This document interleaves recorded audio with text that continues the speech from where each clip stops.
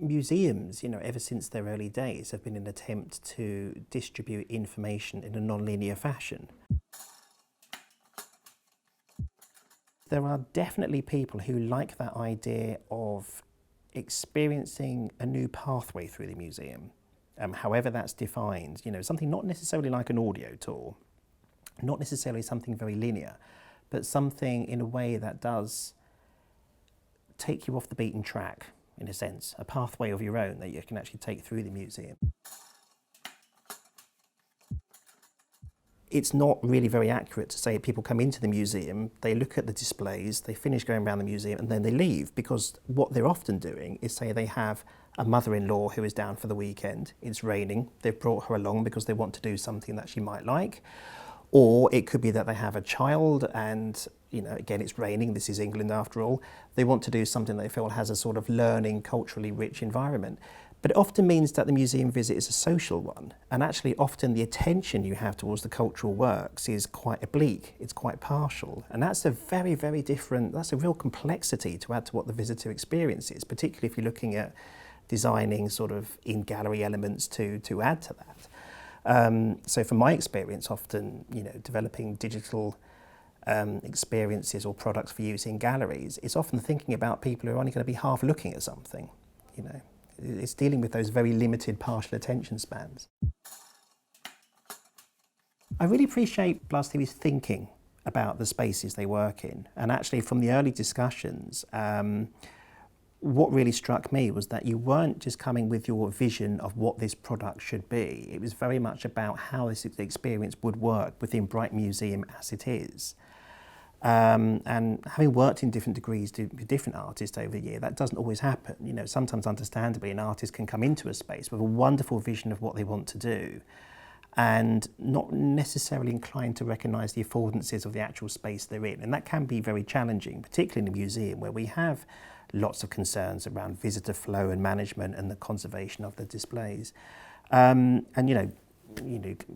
Theory have been brilliant at actually managing that. We have lots of experience.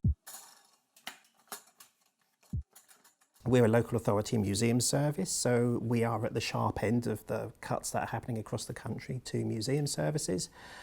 And although I'd like to think we have a spirit of experimentation, equally we need to be quite careful about how we actually apply our resources. We need to be in a position that if we are experimenting and we know something might fail, we need to know that we can tolerate that failure. That's a very sort of key critical thing, and that's something that comes up an awful lot with digital initiatives, which can sometimes be very expensive.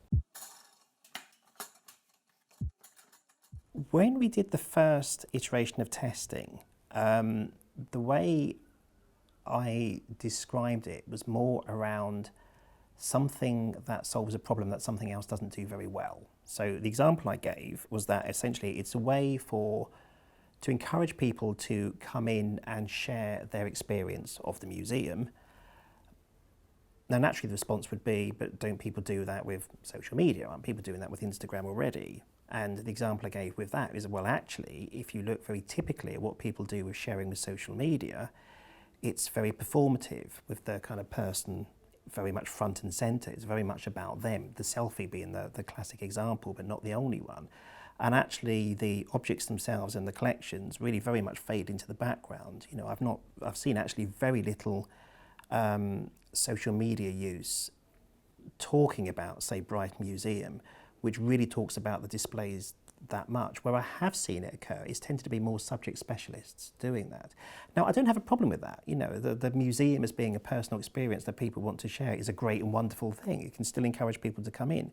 But if we're thinking about the value of the museum and actually having a mechanism and a framework for people to share in a more structured, richer, more engaging and inspirational way, then I think, yes, I always saw GIFT as being a platform to do that. Now, that's still quite a long explanation.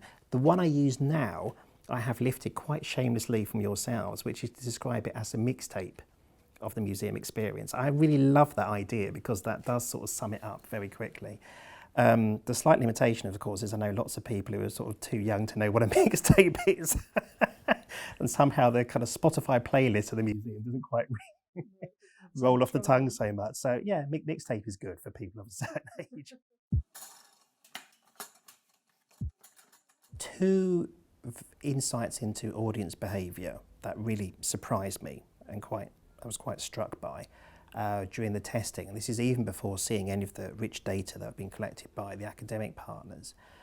One was that a wider demographic of people are interested in using some sort of mobile enhancement to the museum visit than I ever would have expected.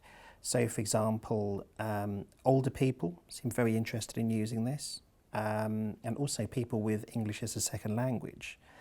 Now, obviously, I would assume some people in both of those groups would be quite willing to use something like that. But I hadn't expected quite so many, actually. I was quite surprised that they seemed much more interested in using an experience like this than I would have expected.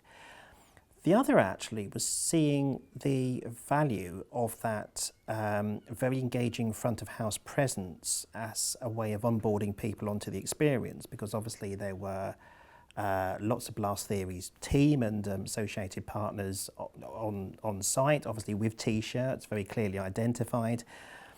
I think having those people and able to take the time to stop people, explain what the experience was like, give them a device, talk them through it, actually engage them in an experience whereby not only would they actually have a go at the app, but also that they're encouraged to come back and reflect on it. I can see what a huge difference that makes to that sort of experience. The really great thing about this, as I've already said, is actually that whole experience of having fresh eyes come to the museum, because I've been working here 15 years now. Many of my colleagues have been working here for sort of quite long periods of time. You work in museums long enough, you're no longer your audience.